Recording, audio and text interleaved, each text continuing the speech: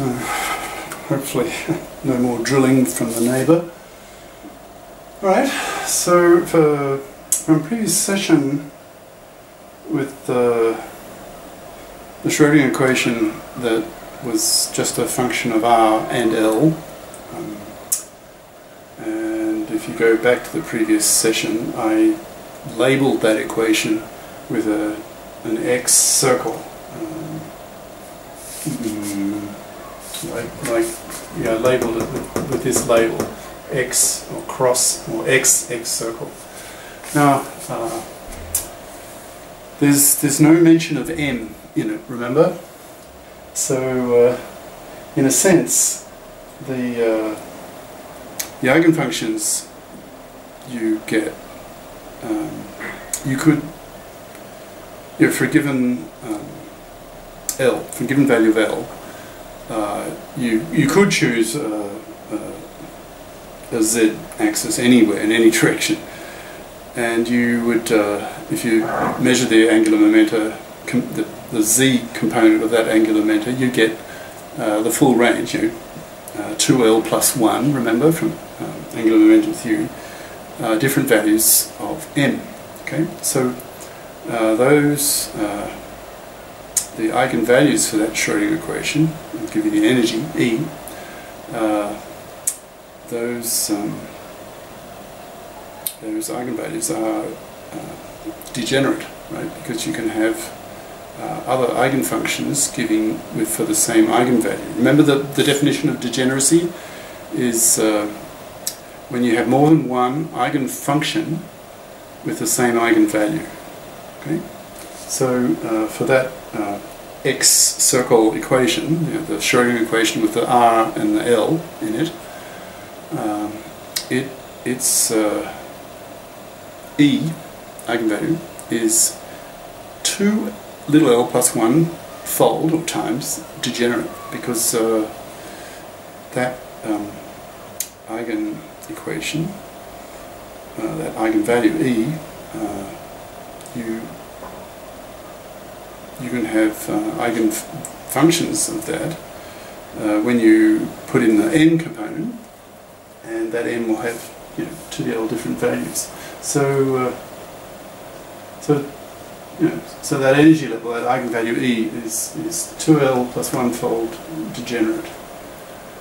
Okay, now this part here is more a footnote. It's not terribly essential, but maybe of interest if you're puzzled by something, because in a sense it solves a bit of a puzzle. I don't know if you've like we're talking here about central potentials, right? So spherically symmetric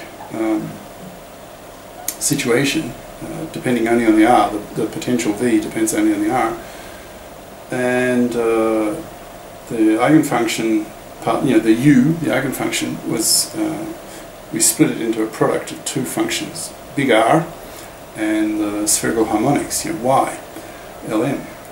But the YLMs, they are not spherically symmetric, right? I mean, remember, we were drawing these so-called polar plots, remember? And we had all these wings coming out. Definitely not spherically symmetric. Not, they're not sort of spheres. Well, some of them were, like the Y00 case was, but in general, not. So, doesn't that seem to go against the notion of spherical symmetry? So, a bit of a problem there, right? Conceptual problem. So, what's the solution? How to get around this puzzle, if you see it as a puzzle?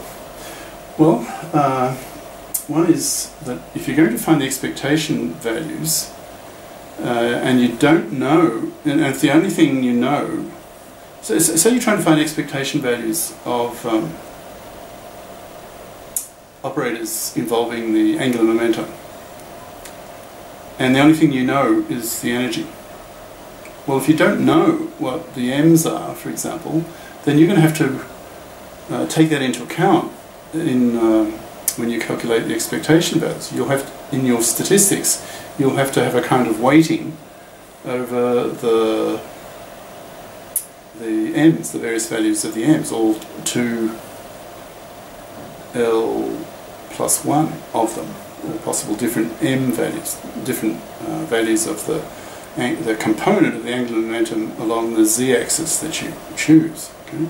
So when you put that that weighting, weighted sum, when you calculate your expectation values, then you get a sort of symmetry. The m's could be anywhere in any direction, because you've got all you're considering all 2L plus 1 of them, and hence effectively you end up in statistical terms with spherical symmetry. I've done that in a bit of a hand-wavy way. I haven't written out the math on how to do the weighted sum, but I hope intuitively at least that's fairly clear. Right? Okay. Now, new topic to some extent. So, we're still, the whole chapter is about radial, central potential, particle and central potential. So the source of your potential is like some point at the center, and you've got some particle feeling that potential.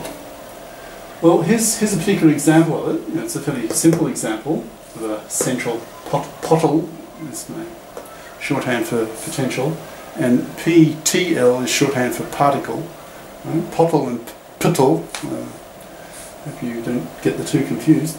So in this simple example, we're going to just do a 3D version of the 1D square, infinite square well problem that we used quite a few times before. Right? So here's the specifications for your potential, your central potential.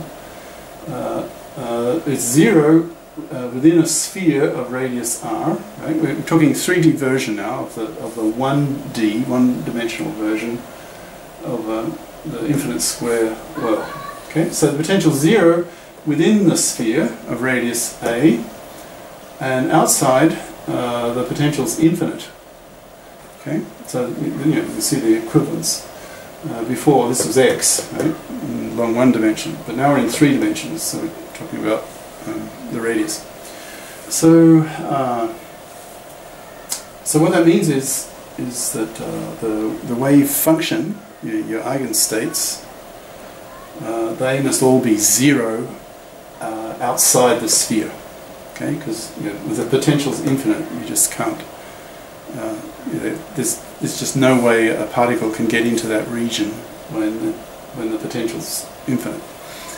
So there is no presence of the particle, so the probability, the density function, if you like, the wave function squared, the probability density in the region outside the sphere is 0, strictly 0. So the wave function is 0 outside the sphere. Okay, so we know that.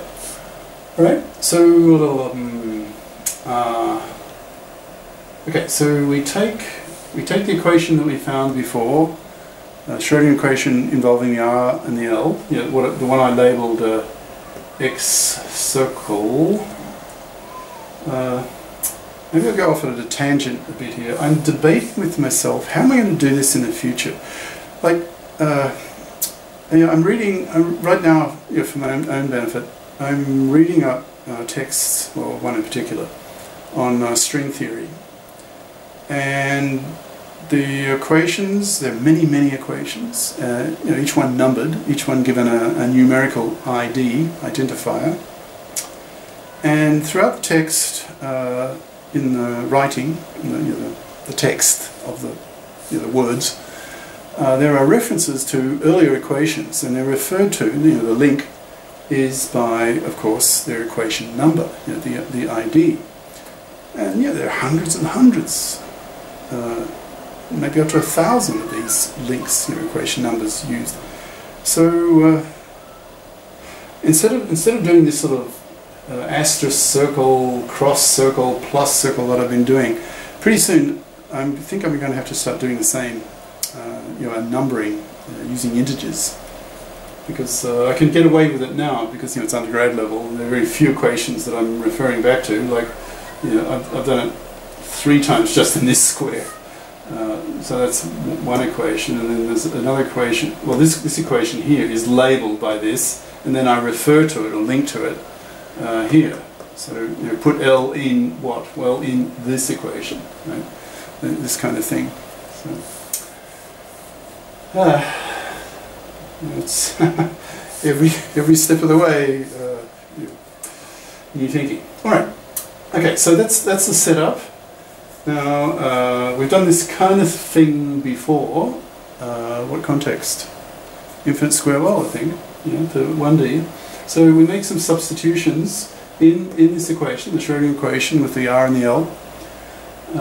So we transform instead of we're just simplifying stuff. We're taking that Schrodinger equation and we want to simplify it down to something much easier, like this. And we can do that by making these substitutions, these translations, if you like. Okay, so we have this row here, which we just call alpha R. So this row is effectively an R, and this alpha is a constant. And what is this alpha? Well, it's the square root of all this. E is assumed a fixed energy, I guess. Right? So this alpha is just a constant. So just think of this as a distance. And